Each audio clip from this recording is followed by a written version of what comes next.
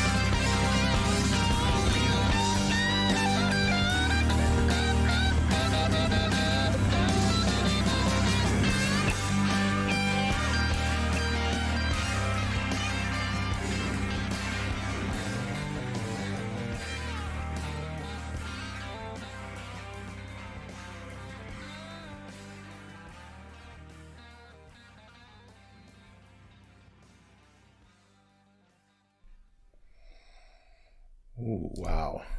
Did not expect that end section. So you guys did not tell me, yes, we're apparently time travelers, because this song, especially the ending section, sounded way ahead of its time for me. I asked for more change-ups, and boy do we get them, especially at the end there. Wow, I love how, again, the sound once again dropped out, and only the guitar was on the right channel, nothing else. That was kind of unexpected, and from that point on, the sound just totally changed for me. It seemed very 90s, very modern, maybe even 2000s. We'll just say 90s. I think it's ahead of its time. It was very jarring because it sounded much different than the whole first section that I heard. Absolutely loved that and was completely surprised, obviously. And then from then on, it was just completely epic. I loved the slow build up, you know. Didn't know where it was going, but I could tell it was building. That just lasted a while up until the epic ending. I got a feeling that we arrived at a big moment musically in the song, and probably lyrically too. I'm not sure yet, but I'll check that out in a minute. Just love that whole last section, you know. Then I noticed the bass more prominently. There was some deep, nice bass tones kind of held. I heard a or whatever notes they were playing, changing notes here and there, but just holding them and right up in the mix in the center. Really love that part. Like I said, in the first part of the song, it was a very light, airy, kind of flying feeling, maybe heading on this journey, but by the end, you know, it was a very full, rich, powerful, epic sound, and clearly it was meant to be the finale as it sounded like, so really love that part. And then to top it off, I heard some very distant, dark, alien-type sounds going on in the very background. I assume that was achieved by a synth, but, you know, just a nice touch, icing on this great musical cake. Wow. Just looking at their discography, obviously it's a long one. I know there's a lot of changes in the lineups over time, but just amazing how, you know, this kind of a song is the same band that did Owner of a Lonely Heart, you know, completely different. This singer is the same singer who did Owner of a Lonely Heart, and just amazing. It shows their versatility and their talent. So love this one. Going to check out the lyrics now. Be right back. Interesting lyrics here again, clearly talking about a journey towards discovery of some form. Pretty vague, you know, I think they're open to much interpretation, but I love the fact that there's a lot of great imagery of nature going on here. Always love that, as you probably know. So in general, my interpretation on first read is basically, you know, the song is discussing the search for the mysteries and truths of life that we may seek, but may never fully discover or understand. There's a lot out there, a lot of questions about our existence, and I think this is all tied together with that theme and, you know, topic in life. Basically a quest for knowledge to explain our existence here, you know. I think we all have that at some point. It's natural, it's a normal feeling. And again, bring in all these great metaphors and imagery here and just a really big life topic. And those make the most powerful songs sometimes. Match it with powerful music and you have an absolutely epic song like this. So, wow. So really excellent progressive rock song. I can totally see why Yes is, you know, always up there as one of the top progressive rock bands of all time.